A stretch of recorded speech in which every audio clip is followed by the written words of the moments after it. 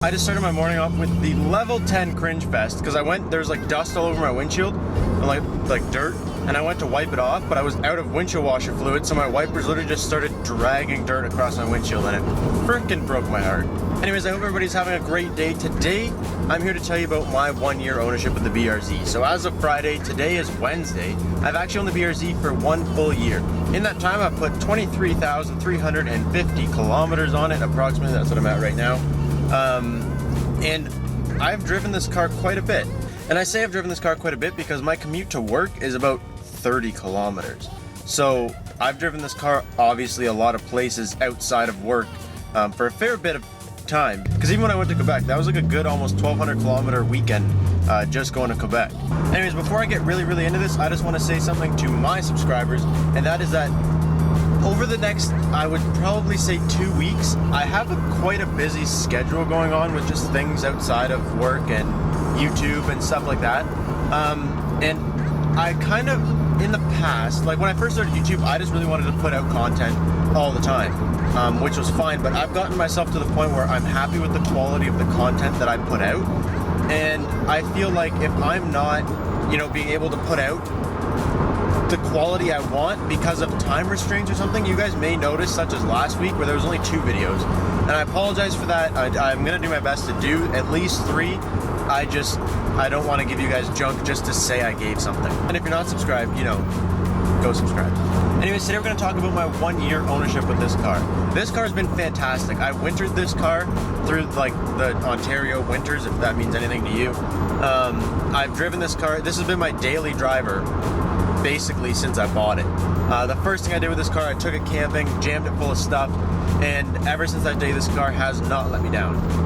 Mechanical wise, I really haven't had any issues at all. So I'm thankful for that. I know that there isn't really a lot of issues that happen with these cars, but I mean, some people get bad things, right? My car, so far, I know it's a Subaru thing, but my car burns no oil, my car doesn't act up, my car doesn't do anything. The only actual mechanical problem I've ever found is the transmission sucks at going into gears. And I don't mean like, I kind of like how when I downshift right now, like into 5th, it felt notchy.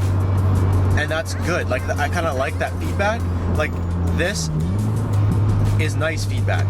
But the problem is when I'm driving at a slow speed and I'm trying to get into, like, say 2nd, and I'm just kind of rolling up to something, or, like you're trying to slow down to get somewhere, and it's always first thing in the morning that it does this. I feel like it does this when it's cold or something, I don't know. But Shane says his Forester does this 24/7. Like, he said that there isn't a time where the Forester transmission isn't acting up. So I know it's just a Subaru thing, it just does kind of suck to have happen.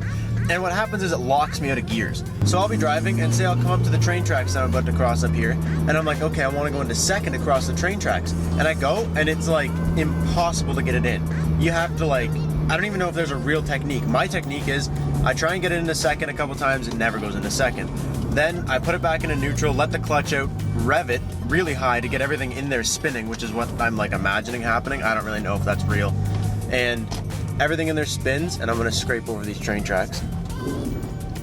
Everything in there goes, and then sometimes it lets me into 2nd. Sometimes you have to wait till you're literally in a speed where like 1st gear is appropriate to get into 2nd.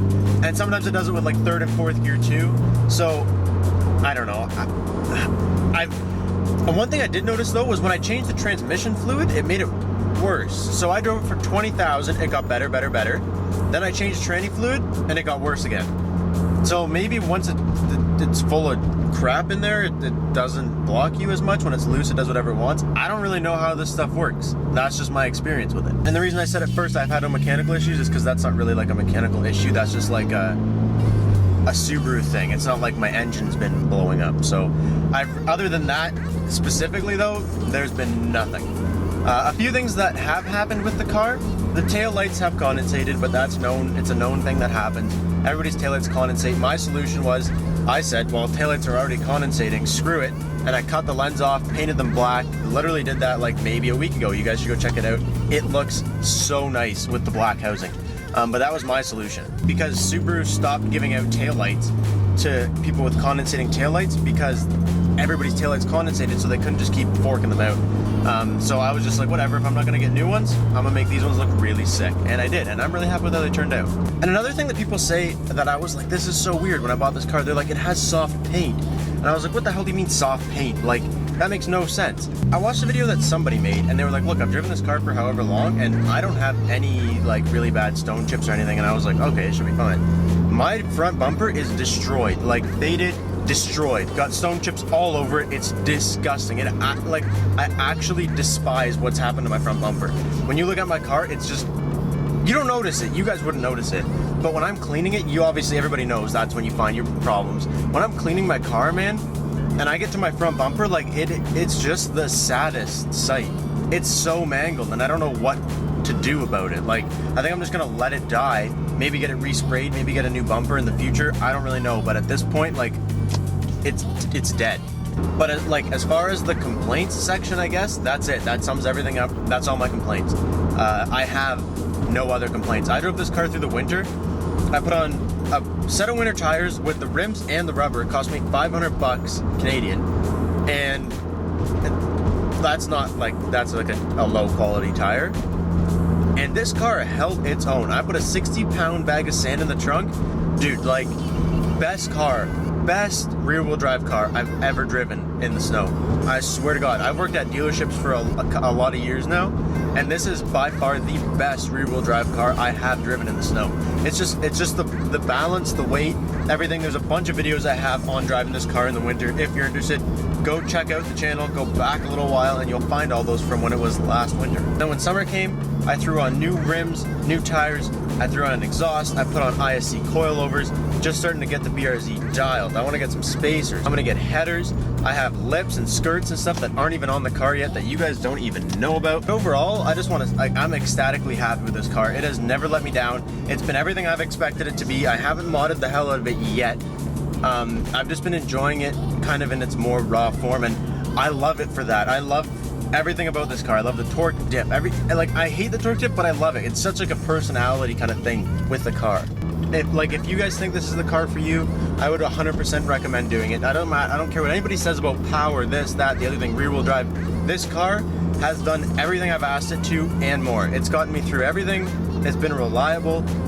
I know it's only the first year, but if you guys are looking to get into one of these cars, 100% I would recommend it.